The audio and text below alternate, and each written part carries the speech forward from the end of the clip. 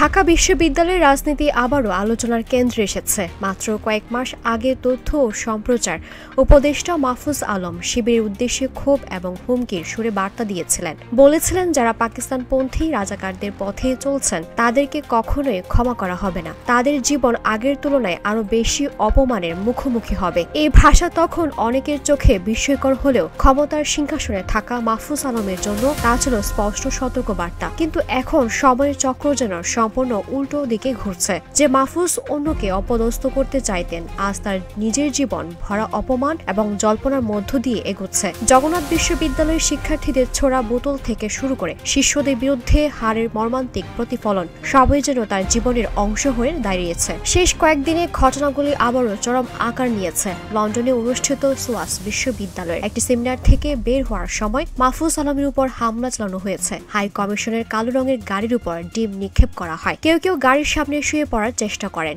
Police হস্তক্ষেপে সেই প্রচেষ্টা ব্যর্থ হলেও ডিম নিক্ষেপের ঘটনা ঘটেছে। উল্লেখযোগ্য হলো, এই ঘটনার পর মাহফুজ আলমের পাশে দাঁড়ায়নি কেউ, না অনলাইনে না অফলাইনে না স্থানীয় সংবাদ মাধ্যমে। এর আগে আগস্টের শেষের দিকে নিউ ইয়র্কে বাংলাদেশের কনসুলেট অফিসে ঢোকার সময় তাকে হেনস্থা করা হয়। অথচ এই ধরনের ঘটনার পর দেশের সামাজিক মাধ্যম, গণমাধ্যম কিংবা নাগরিকরা কোনো প্রতিক্রিয়া দেখায়নি। এই নিঃসংহতা, বন্ধুহীনতা, নিজেকে একরোখা ভাবা মাহফুজ আলমের জন্য নতুন চ্যালেঞ্জ হিসাবে দাঁড়িয়েছে। অন্যদিকে যারা একসময় তার লক্ষ্য ছিল, তারা আজ সমর্থন এবং শ্রদ্ধার কেন্দ্রে।